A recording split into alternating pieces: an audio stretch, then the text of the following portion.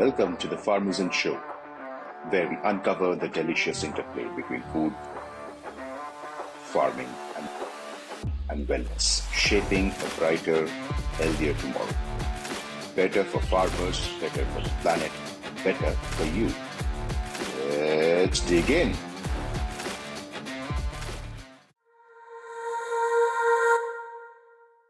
Hey, welcome everybody to another episode of the Farmizen Show. And today is a very exciting guest who's here with us, Jashid. And welcome, Jashid. And Jashid runs a company called Nuvedo, a functional mushroom company, and he's going to talk a little bit about that. Welcome, Jashid. Really excited to have you here. Thank you so much, Shameek, for having me. I'm really happy that we're finally doing this, Yeah, I think let's start off with, trying to talk about some of the myths about mushrooms. Like, what are the most common myths about mushrooms that you hear people thinking about? Can you debunk some of them for us? well, thanks for giving me this question. It's very important because we have lot of very basic misconceptions surrounding mushrooms. I'll start with the first one. First one is people think mushrooms are plants. Okay, that's one segment of people who think mushrooms are plants. Mushrooms are not plants; they are fungi. Firstly, and an extension of this question is also, are mushrooms non-vegetarian? A lot of people think that mushrooms are non-vegetarian because of their little chewy texture, but mushrooms are not an animal product, so that makes them vegetarian, or you could plant-based is technically a wrong word because it's not plant-based, but since that's the only word that we have right now, you can call mushrooms a plant-based. That's Because the for us, first and it's like foremost. it's animal-based or plant-based, right? So since mushrooms are not animal-based, so therefore we kind of think of them as plant-based. Saying that technically they're not plant-based. Interesting. Yeah, they're fungi based, you can say. So there's a whole third kingdom apart from animals and plants called fungi. So mushrooms are certain types of fungi which are able to form these beautiful fruiting bodies. So the mushroom actually itself is a fruiting body. It's like a fruit of a tree. Not all trees produce fruits. Some of them do. So you can call a certain section of fungi which can produce these mushrooms. Yeah, they're called mushrooms essentially. Mushroom producing fungi or macro fungi. And so why are fungi important? I mean, this is like the third kingdom, right? The plants, animals, and fungi. Right. We don't talk too much about fungi, and most of the times when we talk about fungi, it's more like इसमें fungus आ गया, इसमें ये हो से लग गया तो mold आ गया, फिर डर गया तो खराब हो गया, right? So what's the deal about fungi? Are they our friends? Are they our foes? Are they a mixed bag? So let's talk about what they do for us in the ecosystem. The basic role of fungus in the ecosystem is a decomposer. So they break down things which are otherwise just going to be there forever, and they break it down and they make those nutrients available for other life which are around them. For example, plants. And this goes as far back as making soil for plants to sort of grow on earth, right? So the fungi were the ones which broke down rocks and made it into fine particles and built soil which allowed plants to somehow come on land from water. So hold on. So that means, see, if soil was not here, humans wouldn't have been here. So what you're essentially saying is that if fungi were not there, we would not exist. You and me would not be having this conversation today if fungi were not there. Absolutely. So if you look at the evolutionary tree, animals evolved from fungi. So if you look at the phylogenetic tree, from plants, so the life sort of diverged into three different kingdoms. And if you look at which is our closest relative, it's actually fungi and not plants. We share almost 50% of our DNA with fungi. And in comparison, we share around 15 to 20% with the plant. So we are more similar to fungi than we are to plants. Wow. Wow. Amazing. Amazing. So, okay, let's switch gears a little bit and let's talk about mushrooms from a nutrition perspective. I mean, should we be eating mushrooms? Is it a must-have? Is it a nice-to-have?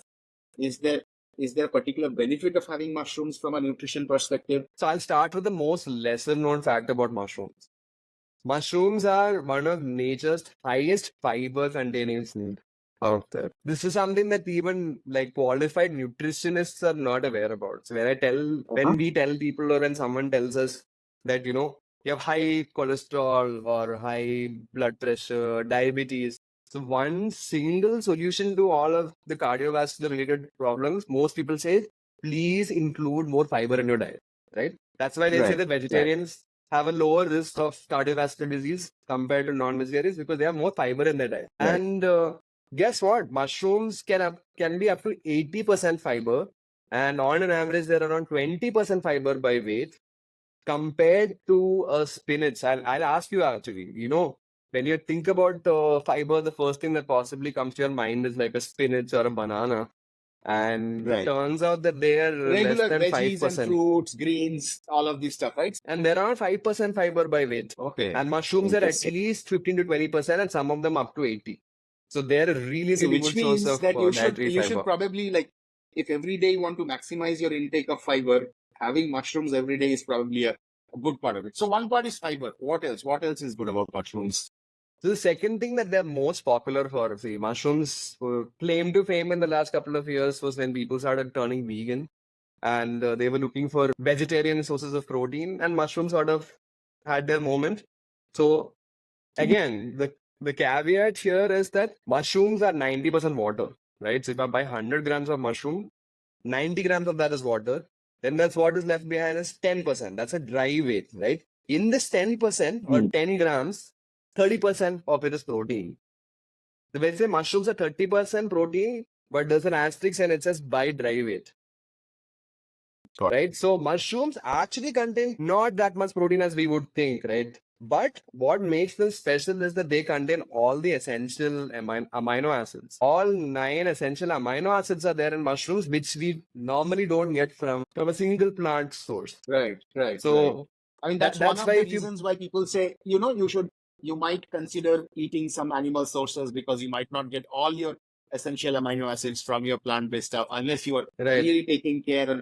But what you're saying is most mushrooms actually have all of the essential amino All acids. mushrooms have all essential amino acids. Some of them very Wow, high in wow. certain specific ones, but if you eat mushrooms, your amino acid profile is going to be proper. It's the equivalent of eating meat in terms of amino acids. Got it. What about things like vitamin B12, etc., which is again something which you don't get usually in animal sources? Is that something that mushrooms can help with as well?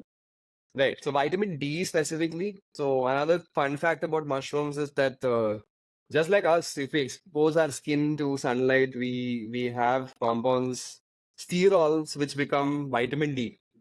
Right.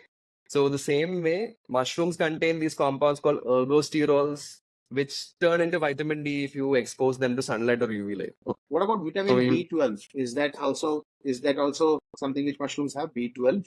Mushrooms are a good source of B vitamins, but no, I wouldn't say specifically B12 and not. It's a good source, but you can't specifically rely just on mushrooms for your B vitamin. D you can. What do you say? Fulfill your daily requirements of vitamin D. They do contain B vitamins, but you cannot depend solely on mushrooms for your vitamin B, especially B12. So now that we have kind of established that you should eat mushrooms every day because there's so much of fiber, there is a decent amount of protein, which is quite complete. When I go to most shops, if I go to my neighborhood store, right, I typically only find button mushrooms, right? And I have heard that there are so many different kinds of mushrooms. So why is it that? Why do we only sell button mushrooms here in India? Most places, at least. A very fascinating question, and for this, we have to sort of get a little bit into the history of mushroom cultivation and also the industry as it is right now. So button mushrooms are the first ever commercially cultivated mushrooms to come to India. And over the world also, you can say the most popular and the first one to be cultivated commercially, right? And funny thing is, to grow button mushrooms, it's a very sensitive mushroom. So you need to maintain temperatures around 16 degrees. It grows on compost. So you need to make your own compost. It has a very different specific process. And you can only do this at scale, right? So you need to invest in rooms which are maintaining the temperature. You need to have tunnels where you make the compost, right? You need to invest in a lot of heavy duty equipment for growing button mushrooms. So what this means is that most of the farms that grow button mushrooms are factory farms, right? Either factory farms or seasonal farms in North India.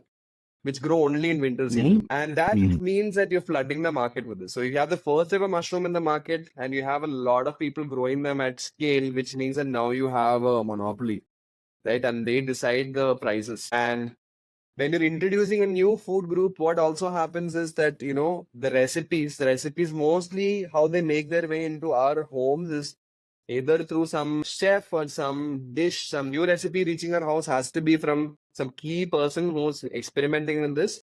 And all the, recipes sort of were surrounding button mushrooms. So people people don't know how to cook other mushrooms also, which is another problem. So we see button mushrooms because it's the most popular one.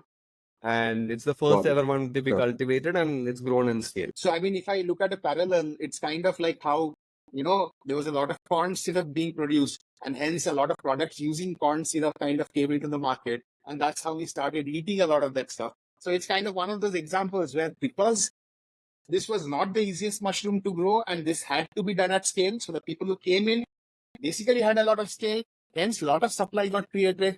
They put in the effort to develop the market and make it available everywhere. And hence, so it's not because button mushrooms are the tastiest mushrooms or the most nutritious mushrooms or anything like that, right? They are tasty and nutritious, but there are better mushrooms out. Got it. Got it. Yeah, they just So, happen okay. to be the So, we were first one. talking. That's all. Got it. Interesting. Interesting. So, like when we talk about mushrooms and you're talking about that people need to kind of figure out recipes and stuff. So, what tips would you have for like somebody who's a mushroom newbie, has tried, is open to trying out mushrooms, wants to include it in his diet regularly, but what can he cook? I mean, what are simple ways to include mushrooms into your diet on a daily basis, and ideally a variety of mushrooms? Right.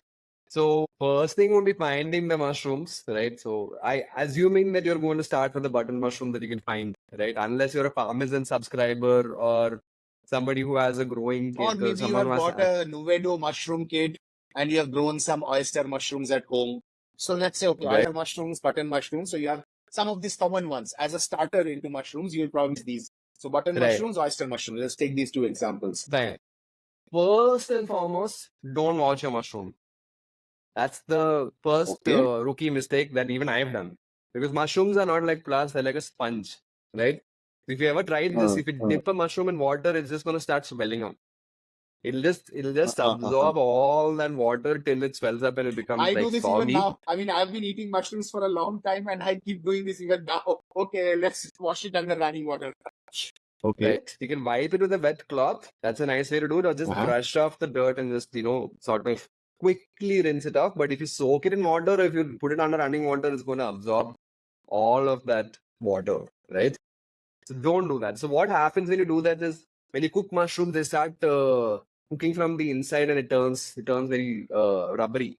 It starts leaving a lot of water and turns Chewy. very It becomes chewy. that chewy sort of a thing. Exactly. Okay. So you don't, the texture's not really good. And second thing I would say is don't use too many spices or masalas. Try not to add it into some curry or some, some already existing thing, because I feel like then you can't taste it. Mushrooms have a very delicate flavor, very delicate taste, and you drown that out in all the masalas. If you're going to do something, if you want to add some seasoning, I would say stick to 1 or 2 max. So these are two things that Basically you can focus a sort of lot follow. on the mushroom's key flavor itself. Focus on that and kind of highlight that. Which typically And then means like you probably use a little bit of a garlic, a little bit of butter, and just saute it, for example. Right? That's it.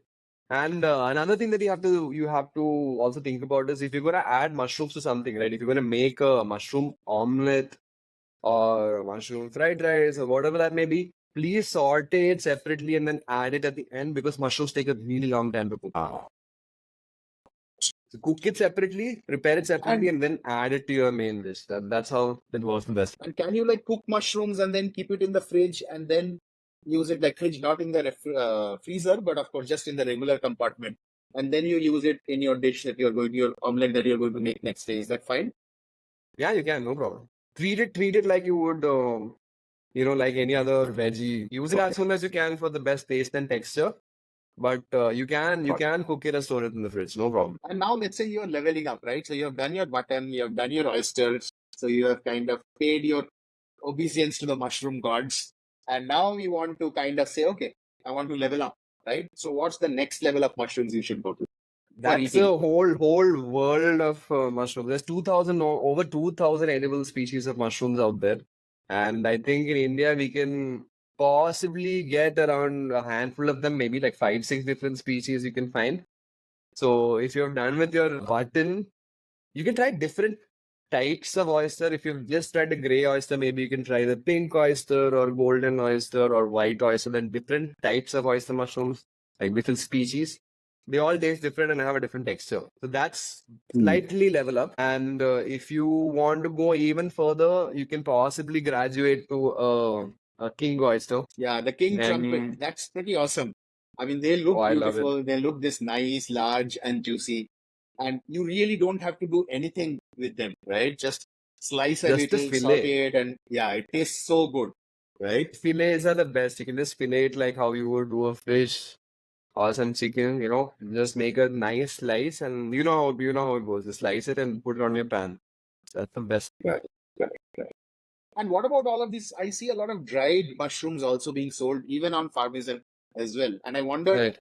how to use them, number one, and how, does the nutrition get affected if it's a dry mushroom versus when you're eating fresh mushrooms? So, first thing is, how do you use it? You just soak it in water and use it, like rehydrate it. Essentially, what you're doing by drying them is removing the water. So you just soak it in cold water or warm. Some people like to soak it in cold water overnight. Some people just add hot water and soak it for 15, 20 minutes, depending on the mushroom. So you just wait for it to rehydrate it, and then you can use it as a regular mushroom. But for certain specific mushrooms, like for example, the shiitake mushrooms, the dry ones taste way better than the fresh ones. It's a completely different taste. It's like comparing fresh grapes and raisins.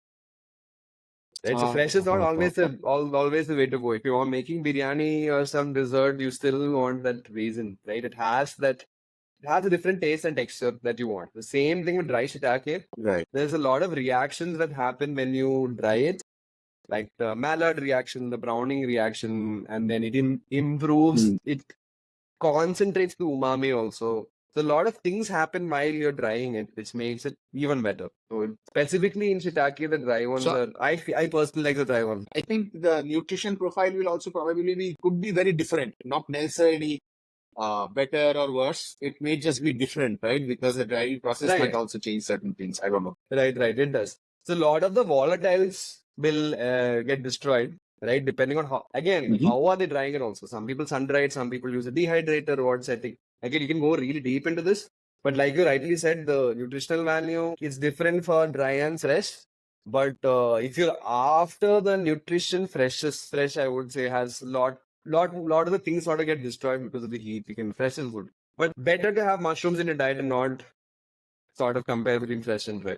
If you're having mushrooms, it's kind of like the raisins and grapes situation, right? I mean, you may give the perfect analogy when it comes to grapes and raisins, right? Raisins are also good for you. Grapes are also good for you. They taste completely different. They serve different purposes in your diet and things like that. So it's very difficult to say, oh, grapes are more nutritious than raisins or vice versa. You can actually argue absolutely. both ways. So I guess it's kind of like that. So, tell me something. I mean, mushrooms grow worldwide, right? Now, in Indian diet, at least whatever we know so far, we don't see too much of mushrooms being talked about in like traditional Indian diets. I guess you can correct me if I'm wrong, but in like China, etc., mushrooms is big, right? I mean, China is, I think, the leader in mushrooms in the world, right? And lots of mushroom dishes, lots of mushrooms being produced. Why this difference in India? I mean, we have lots of mushrooms too, lots of mushrooms here. Why has it developed differently? So to start with, China eats the most mushrooms in the world. 9 out of every 10 mushrooms that's sold in the world comes from China. So 90% of the market is theirs. And 80% of the mushrooms that they grow, they eat it themselves. They eat their mushrooms, most of it, and only a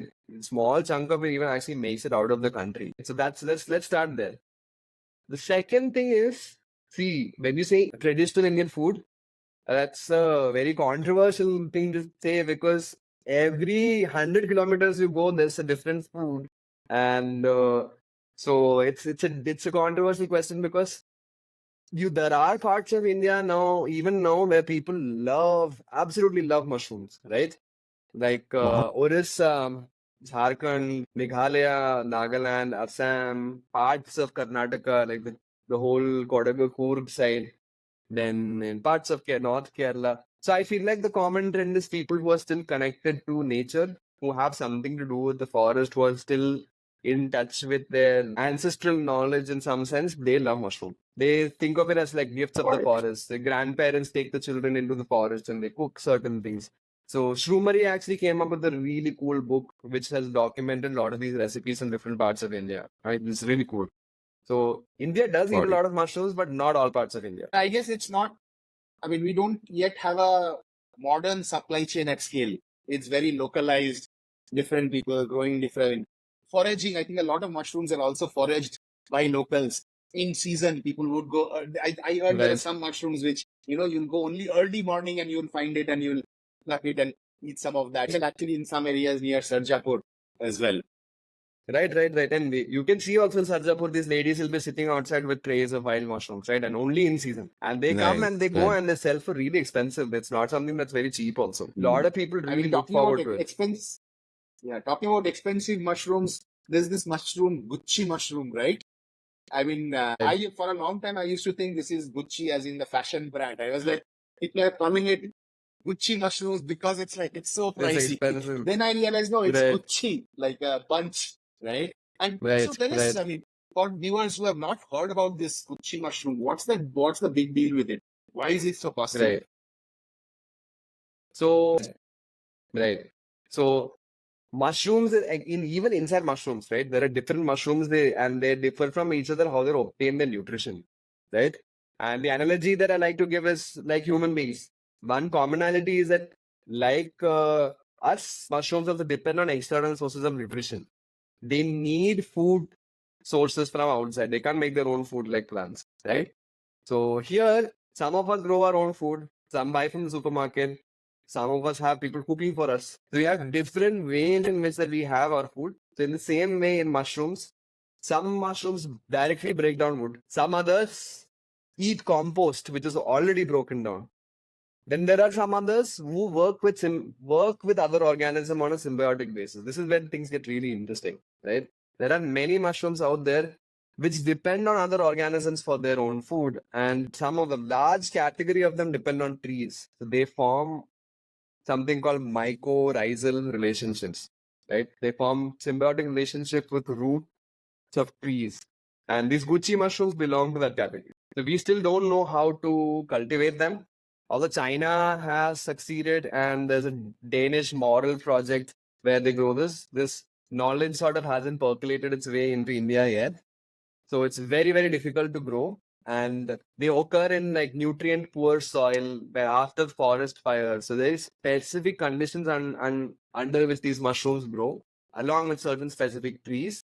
And you need to harvest them. You need to wild harvest them, and they're grown mostly in what do you say, the Himalayas in India.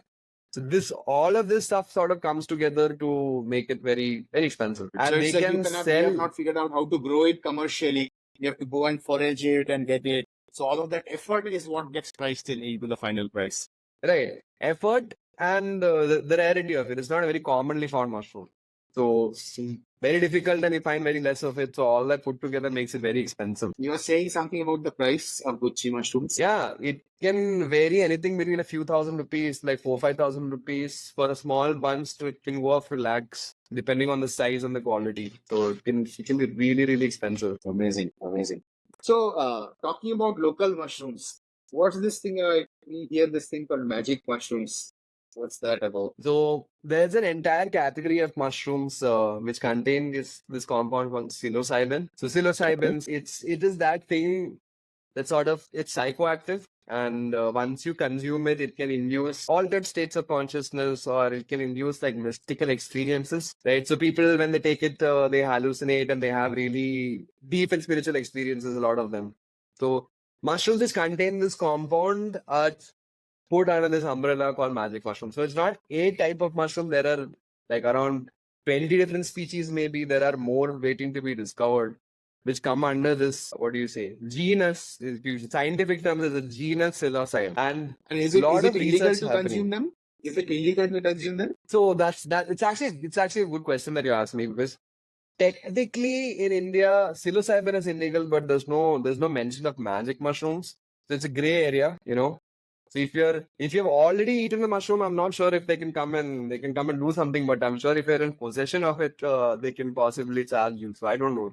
This depends on law enforcement, but it's a very gray area. Got it, And got it. see You what could fight a one battle in court, say, hey, you know what? There's nothing preventing us from eating this. You could actually go ahead and probably do that. And the funny thing is, people think it's something that you just take and you get high on, But there's so more to it. There's so much more to it because if you look at the research happening across the world, recently Australia legalized magic mushrooms for treatment-resistant depression and suicidal ideation, anxiety, depression. So where all drugs have failed, which is what treatment-resistant depression is, people have taken these mushrooms under a clinical setting, which is found experiences in their lives. And many of these people, when they're asked, like, okay, how was the experience? They rank it in their top 3 or top 5 experiences in their life. And along with things like their parents passing away or their first child or their marriage, things like that, which are sort of the most important experiences or what you would remember of, in your deathbed. So people have had very intense experiences consuming. It's sort of And I think even yeah, in Chinese medicine, a lot of mushrooms get used in Chinese medicine as well, right? So I think right. that kind of brings us to the next set of topics, which is around. So yes, we understood about mushrooms and nutrition and why you should include it in your daily diet. What about this whole medicinal aspect of mushrooms? What sort of research has gone into it? What have we learned from it? And is this something that Nuvedo as a company, your company, does it do something in medicinal mushrooms as well? So the first question is, what exactly is a medicinal mushroom? And it's like how you have inside the plant kingdom, you have vegetables that give you plants that give you nutrition, which we call vegetables. And there's another whole segment or category which you can't eat, but they have certain bioactive molecules or some compounds in them which can be used to improve your health. Right? It's the same thing in mushroom. There are mushrooms that you can eat. There are mushrooms also that you might not be able to eat, but can give you a lot of health benefits. So that is what sort of functional mushrooms or medicinal mushrooms are. The next question is, why mushrooms? Why we have so many plants and what's so unique about them, right? So this brings us back to the point earlier where we discussed about how we are so closely related to fungi. It's the same reason that we consume antibiotics rather than phytochemicals. What is an antibiotic? An antibiotic is a compound that a mold or a fungus has made to defend itself from a bacteria. So when a fungus, that's how it was discovered, because he picked up a petri plate from the dustbin and he found that there was a zone where this fungus was fighting the bacteria.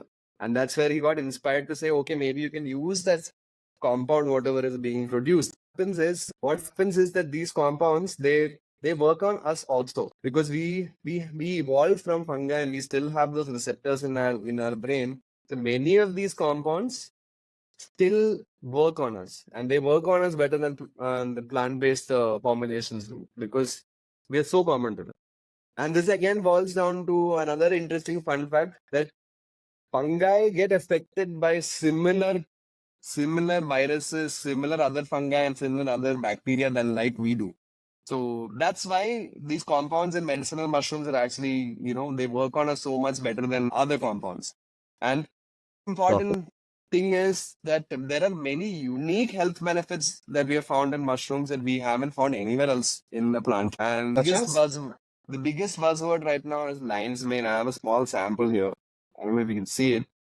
So the mushroom actually looks like a lion's mane, and you can see it. So what makes this mushroom special is that it contains specific compounds called erinacines, hericenones. There's a whole class of compounds which can promote nerve growth factor, which ultimately leads to new neural pathways in your brain, new nerves growing back.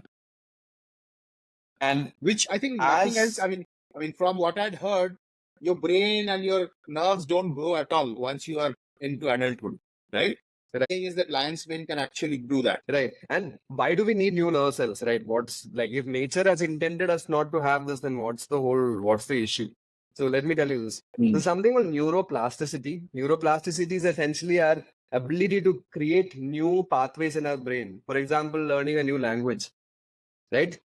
Which is completely correlated to how much nerve growth factor or NGF our body has. And when we are children, Okay. we have a large amount of this nerve growth factor, which is also why you would have noticed 3-4-year-old children who hang out in the apartments, they know 4 languages just by talking to their friends. Correct. Nobody's taught them anything. They just pick it up, Correct. right? I mean, they just learn stuff so much faster. They absorb stuff, learn stuff. And as we grow older, it becomes so much more difficult to learn new stuff, especially languages. Because our body stops producing nerve growth factor, our endogenous supply of this nerve growth factors reduces, especially when we hit 30. And another interesting thing is also that researchers found that depression is highly correlated to having low nerve growth factor in your body. So these two Okay. things make it very interesting to sort of find this compound in a mushroom which can help us do this. And as we are getting older, we're still working. That retirement age is slowly going up, and we're becoming older and older, but we keep working till our 70s, and some people in their 80s also I've seen who are working. It becomes important for us not just increase our lifespan, but be also functional and productive when we are that old. You can be 100, everybody could be living till 200, but that might not be the great thing, because what's the quality of life that you experience when you're older? So this is just one example of what mushrooms can do. Another really interesting one is reishi mushrooms, which again I have a sample here, right? I don't know if you can see it. So reishi mushrooms again are very popular these days because its effect on sleep, and it addresses sleep or insomnia in a very interesting way. Whereas, like for example, the most common thing that now supplement that people are taking for sleep is melatonin. Every third person I speak to is on melatonin, right? But what happens if you take Right. melatonin is it's something that your body produces, and you're sort of down regulating that, and then you're not able to produce that amount anymore because it's getting it for free, right? That's just one thing responsible for you to fall asleep. And research has shown that when they looked at reishi mushrooms, it acts on 51 different genes which are responsible for insomnia. And something as crazy as it alters your gut microbiome to promote the growth of gut flora, which can make you fall asleep better. Wow. Okay. It's a lot that we Interesting. don't know So about it this not thing. just Yeah. gets you chemicals which help you sleep faster, but even builds that ecosystem which helps you produce sleep. Right? So Interesting. I feel like, whenever I talk about mushrooms in one sentence, what is it doing? It's bringing you back into your ideal state. It's making you that best version of yourself. Fall asleep better, you can think better, you can perform better, you have high fiber, your cardiovascular levels are low. So including mushrooms in your diet or having mushroom extracts is a way to sort of hack your ecosystem. So if you think about mushroom extracts, so you were talking about this eating mushrooms. So all these medicinal benefits of mushrooms. When should we have mushroom extracts and when should we eat those mushrooms? Good question. So many of these compounds, like for example, when I was talking to you about lion's mane, so there's something that we need to address here. Our body can't break down a lot of these, not able to break down the cell walls of mushrooms because they made of something called chitin. Chitin is the same thing that's insect shells are made of. Like a crab shell is made of chitin, and our body can't break that down. We lost that ability a long time ago. So most of these healthy molecules or biomolecules are good for your trapped inside the cell wall, and we need to give the cell wall some energy for it to break and release these molecules. That's the first thing. So it needs some kind of extraction. So that's why in traditional Chinese medicine, most of the mushrooms or almost all of them are consumed as broths in soup, right? So you put it inside the water and you heat it and you give it that energy to break the cell wall. And now you have all these compounds inside the soup that you can consume. That's the first thing. So you need some energy, you need to heat it or give it some energy to break the cell wall. Second thing is not all of these compounds are soluble in water. Right? So mushrooms contain water-soluble compounds and also other classes of compounds which are soluble in alcohol. So specifically in the example of lion's mane, if you want those nerve growth factor effects or the neuroregenerative effects or the cognitive effects, all of those compounds that I spoke about, they're come under a class called terpenes, which are only soluble in ethanol. And funny thing is, if you familiar with Chinese cooking, they always had rice wine, right? Right. They'll add rice wine. So that's sort of making this alcohol extract along with this broth. So you're getting best of both worlds. So what we do here is we make extracts using both water and alcohol, and then we remove all the alcohol and the water and we concentrate it, and we make them into these sort of liquid extracts that you can consume by adding it into any beverage or any, or directly on your tongue or however you want. Does it alter the taste? Like if I add it to my daily morning cup of coffee, for example, how many drops of that Very little. extract should I do? Absolutely minimal change in taste. And right? people who So- have like leave aside clinical studies, etc., but your customers who have used some of these products, have anybody come back and say, hey, it's, I can actually feel a difference. I can feel a very tangible difference. Has anybody come back and said Oh, that? so many people. And we work with a lot of athletes because if you look at, there's this general misconception that supplements are for people who are falling sick or they're lacking something in their diet. But Right. athletes are those people who want to be at the peak of their performance. They want to be the absolute best version, and they'll use anything that gets them there. So Right. they're always the first ones to sort of get into any trend and give it a shot. So I had some athletes reach out to us and start using our products, and they came back with some really, really amazing feedback. And what makes this amazing is that it's measurable, right? They have stats that they're checking on their smartwatch or their Fitbit, so they've seen an increase in sleep quality. They've seen an increase in their cardiovascular fitness in terms of PO2 max. They're seeing all of these benefits in real life. So a lot of people have come back to us saying that these extracts are working. What extracts does Nuvedi sell? So we work with 4 mushrooms right now. Most popular one is lion's mane. So we make lion's mane extract. Then we have lion's mane is for mental clarity and focus. This is mostly for your cognition. Then the second most popular one is cordyceps. Cordyceps mushrooms are used for energy, endurance, for physical stamina, right? This helps you sort of stay energized through the day and perform better at physical tasks. Mhm. Then there's reishi. It helps you sleep better, but it's also good for your immune system. It balances your immune system. So if you're fighting an infection, it can boost it. But if you have an autoimmune condition, you can sort of calm it down. Then there's shiitake mushroom extract, which a lot of people take because it has hyaluronic acid, kojic acid, B vitamins, antioxidants, which are really good for your skin. It has a lot of anti-aging properties. It's good for hair, skin, and nails. That's what most people are after. So these are the 4 mushrooms that we're working with, but many Out of more these- in the pipeline. Out of these 4, which ones do you use personally? I use these 3. I use lion's mane, cordyceps, and reishi.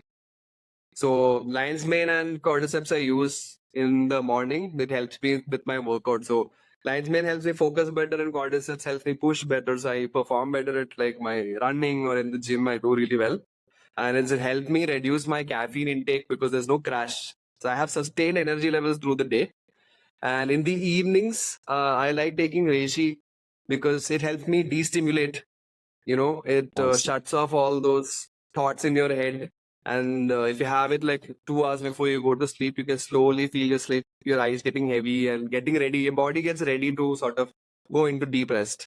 So these 3 I've been including in my diet for a really long time, and the And results have been amazing. You have them every day.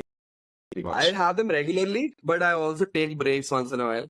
Okay. And it's a personal choice because I feel like, for you to feel what it's doing, it's nice to have that 1 week or 10 days gap where you don't have it and you can see that difference in your Right. performance because you get used to everything that you take. Right. And finally, you don't know what it's doing for you. So I take regular breaks to give my body a reset. What sort of if you leave aside Nuvedo, what sort of other interesting mushroom products are other companies making, which you have found very unique and very exciting? So there's a lot of beauty products with mushrooms in them, right? I find that's very cool because something like tremella. So tremella is that snow fungus, the white color mushroom. And the extract is supposed to be able to hold almost 100 times its own weight in water. So when you absorb it when you put it on your skin, it improves your skin hydration like crazy. It's able to make your skin Oh, so that is not feel for better. eating, but you actually apply it on your skin. You can eat it also. But when applied topically, it can help a lot with skin hydration. So that's it. I've been seeing ads of this some coffee with mushroom extracts as well. Mushroom Have you seen coffee. on Insta? Yeah. So mushroom coffee is a really good product because I feel like the advantage of mushroom coffee is that if it's right into your routine, you don't really need to change anything to have it, right? And that's where most people fail to include these things in their wellness routine because they're not able to make a routine out of it. Coffee solves that problem, but only thing about mushroom coffee is you're not sometimes not able to tell the difference because coffee itself is a stimulant and it does a lot of things. So how much of it is the coffee and how much of it is the mushroom? It's a personal preference, but Lion's Mane coffee is amazing, right? Because I've seen that it reduces your caffeine intake because there's no crash. Crash is much lesser. Right. And lion's mane is also really good for your gut. It's good for gastritis and for acidity. So all of the negative effects of coffee it sort of counteracts, and regular consumption sort of increases your cognitive performance. So it's a nice thing to add to your daily routine. And apart from this, I also like all this mock meats, mushroom-based bacon and things that are coming in the market. Not very popular in India, but I've tried a few which came from outside India, and it's almost indistinguishable from meat. I think we'll see a lot more of them coming to India soon, right? Because the whole Absolutely. mock meat alternatives, a lot of traction in India at this point of time. And there was one more thing actually. There's one more thing which deserves a mention. It's vacuum fried mushroom chips. I don't know if you've had this. No. I've had a vacuum fried shiitake and it was mind blowing with this. It was mind blowing with this. So there are a few companies in India which are starting to sell this, and you can check out vacuum fried shiitake is next level. You should check it out. So these mushroom extracts, they basically come under nutraceuticals, I guess, right? Food supplements and nutraceuticals. Yeah. Okay. What's your take on should kids take this or should they stay away from it? What's your take on that? See, these have been used by different cultures across the world for thousands of years, and till now we have not had any drastic side effects or any issues with safety studies, and they've all come out really positive. So I feel like finally it'll boil down to whether the parents want to give it to them or not, because parents give their children a lot of Ayurvedic medicines for things that they suffer as kids. And these could be good alternatives for that. But finally, it'll boil down to what their physician or healthcare practitioner or whoever's giving the medical advice has to say. But my personal opinion is that, you can use it. It has no ill effects. Got it.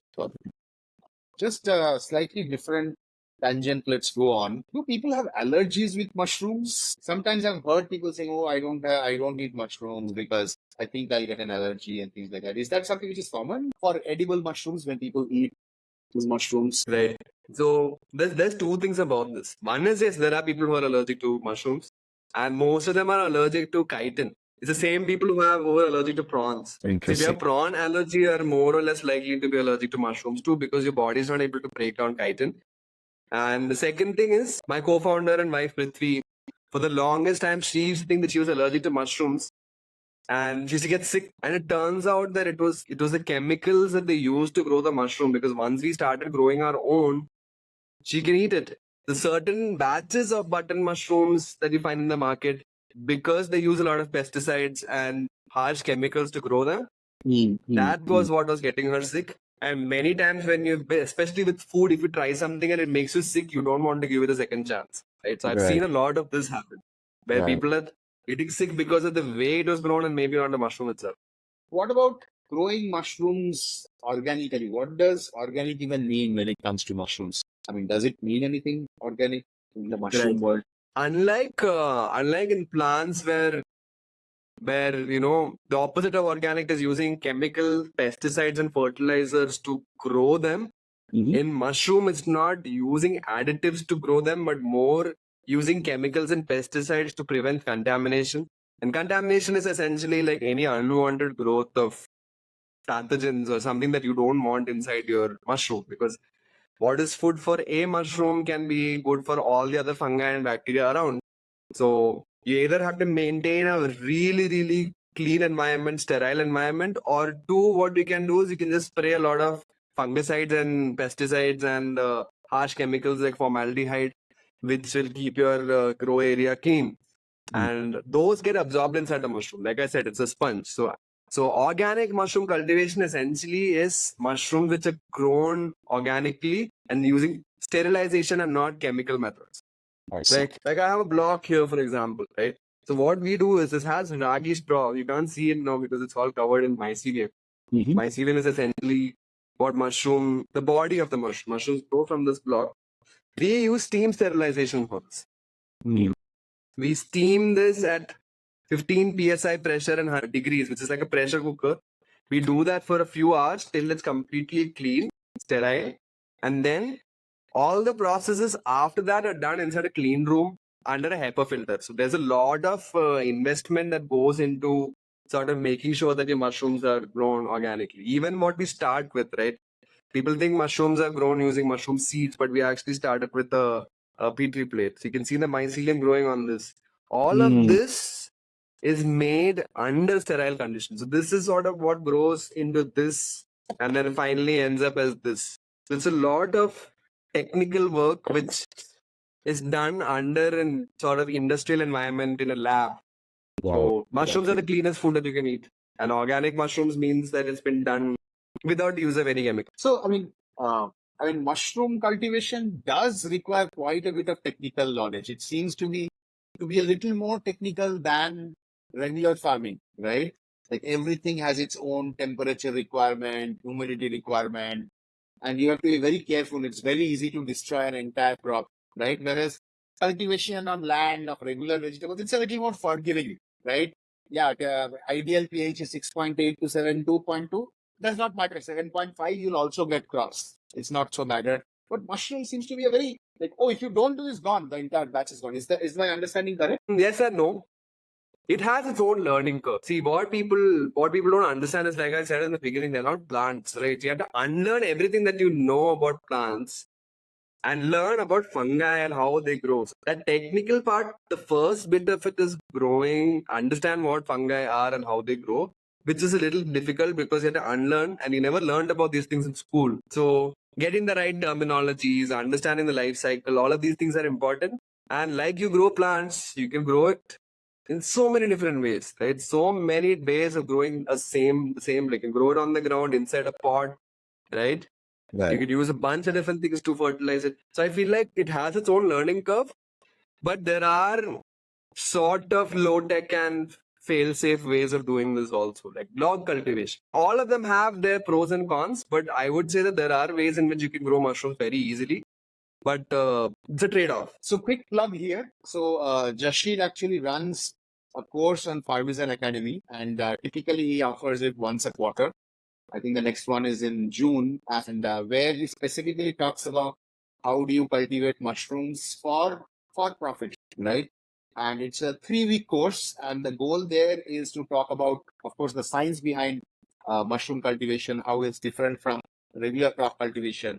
What are some standard techniques? How do you plan your farm layout to create an optimal environment for growing mushrooms? How do you do market research around that? What sort of products can you create? Right. So I think that's a very interesting course. If people are interested, please go to www.academy and you'll find information about when to sign up for the next batch. And people really love that course. I have audited that course as a fly on the wall to see people's reactions, and has rave reviews. So try it out. So not over, but cool. I think this is great. What's the future for mushroom cultivation in India? Where is the industry going? I think moving away from chemicals is the nearest future, because most farmers still rely on a lot of chemical sterilization and there's not enough awareness about other methods that they can use. So I feel like we are not going to see factory farms which are robot, like fully AI driven with robots growing the mushroom. That's not happening in India.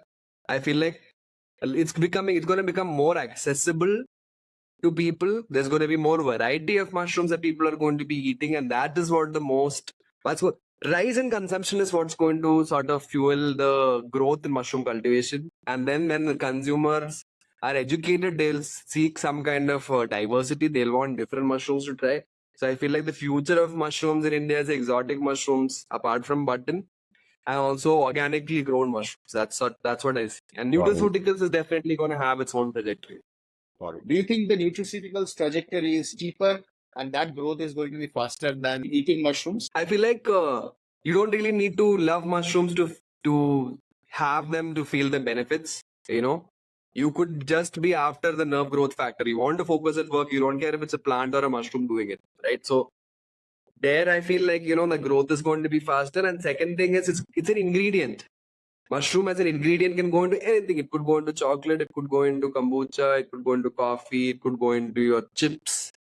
Right? Hand wash, face wash. So that nutraceutical side is going to, I feel like, going to grow way bigger and faster because it's in so many different diverse industries. Like essentially, But, the TAM seems to be much larger. The overall addressable market is actually much larger for nutraceuticals, mushrooms in nutraceuticals, as compared to edible mushrooms. Because edible mushrooms, there is a set of people who don't like mushrooms, as you said, right? Right, Or and who are that traditional will change also. I feel like as people get exposed to more Asian cuisine and start traveling abroad, which is happening now, right? Indians are the biggest tourists in any other country that you look at. Any country you take, we make up the major chunk of people who are coming in there for tourism. And as that is happening, we'll get exposed to more cuisines where mushrooms are being used. And then it's an exotic thing, so we'll want to come back to sort of, have more of it. So I feel like that is also going to fuel demand for a lot of culinary varieties. Does India export a lot of mushrooms as well? Yeah, we do. I don't have an exact number on how much, but a lot of not fresh produce, like a lot of canned mushrooms, a lot of dry mushroom powders are exported. A lot of nutraceutical mushrooms is going to nutraceuticals are also exported. But I'm sure China will be like the big daddy there, right? I mean, we'll be nowhere close to China. They have villages growing a single type of mushroom. They have one entire village spread out over thousands of kilometers, just growing a single type of mushroom. Then they have farm. On the other side, they have a single farm spread out over 2 square kilometers, growing one single mushroom, and there's very few people in there. It's almost completely automated. They have how do you compete with something like that, though? Is there a way to compete? Is there a playbook for that? I think that you have to carve out your own niche, and after COVID, definitely after COVID, what has happened is people are very wary of things that come from abroad, especially China, and they're scared of supply chain disruptions, and freight is becoming really expensive. So many countries have, a lot of import regulations and things coming specifically from China. So it all depends on how you position your product. If you're positioning it as high quality, premium, chemical, pesticide free, and you have all the test reports to prove And everything. I think domestic there is a demand space for needs that. to drive that, needs to kind of feed into that. Domestic demand will help us get better at doing this at scale, at lower cost, and things like that. That will finally make us competitive in the export markets as well, right? In addition to Absolutely. other trust factors that we kind of talk about. So, No, absolutely. We have to start eating more of our mushrooms for this to become a product. So the domestic demand is definitely something that I am hoping, will be the biggest driver for mushroom cultivation in the coming years. And that's going to happen. awesome. So I think we will end the show on just talking about one part which we have not touched upon yet, which is engineer from BITS Pilani, MBA from. How did you suddenly get into mushroom farming? What's the story? So I wish I had some eureka moment where it was just like I woke up and had some, I took some magic mushrooms and had some mystical experience. No, I don't have a story like that. I'm not positive. So basically, I've been a nature lover all my life, and my wife too. And we were in corporate, and both of us had sort of reached that place in our career where we're starting to question what impact we're having on society, what our legacy is going to be, what are we doing to make this world a better place, or what are we doing to sort of take part in giving back. And that led us down this whole cultivation, organic farming path, And we explored permaculture design, we explored all of that. And somewhere in that, and before that, we had started using mushroom extracts. I've been using mushroom extracts for a long time now. And after I moved to Bangalore, because of my allergy to pollen, I had been using a lot of antihistamines. And my friend got me some products from the US. Most people who moved to Bangalore, kind of, many of them have this problem with pollen and things like that, right? Yeah, they Yeah. do. And it was so bad that I used to wake up and I used to have sniffles and I used to be sneezing till like midday. 4 or 5 hours of my day used to just go in managing this, and I was walking around with a handkerchief. You know, it is not a very, it's not a very comfortable thing for me, and it was eating up a lot of my brain space. And 6 7 months of antihistamines can sort of really play a big impact on your mood and motivation. So my friend suggested an extract, and I had been using that for a really long time. And COVID hit. So Prithvi and I, we were on this permaculture design, organic farming trail across India when we ran out of all these products, and I couldn't find it anymore. And it was COVID, so definitely I wanted more of it. So that is sort of this light bulb moment which came in our heads, like, why not grow mushrooms, and why not specifically grow mushrooms which have these health benefits, which have these wellness benefits. So that's sort of when it struck us, and we started doing the research to find out if there's a demand and if anyone's doing it. And when we started looking into it, we figured that everything is coming from China. Everything is imported. So there is a big gap in the market for us to play. So a lot of the nutraceuticals that are available in the market currently, their source is China. The source material is China. Is it? Almost all the mushroom extracts sold in India come from China. Oh, wow. And the Nubedo mushroom extracts, those are all grown in India? Yeah, we start here. What makes us special is we start here, and we go the whole way to get you the best quality products. So we have So you complete make the raw control of the. material yourself and then you extract stuff from it, right? Yeah, we use a patented technology for extraction, which is now just maybe three players in the world who use that commercially. We use ultrasound to extract these mushrooms, which doesn't use any heat, where we use sound waves to break the cell walls and extract it. And we are the wow. only player in India who's doing that commercially, and in the world also there's just very few of them. Most people just yeah. So there's very few globally also who use this technology, and we filed for a patent for this. So we go Nice. all the way essentially to make you the best extracts in India. Solid.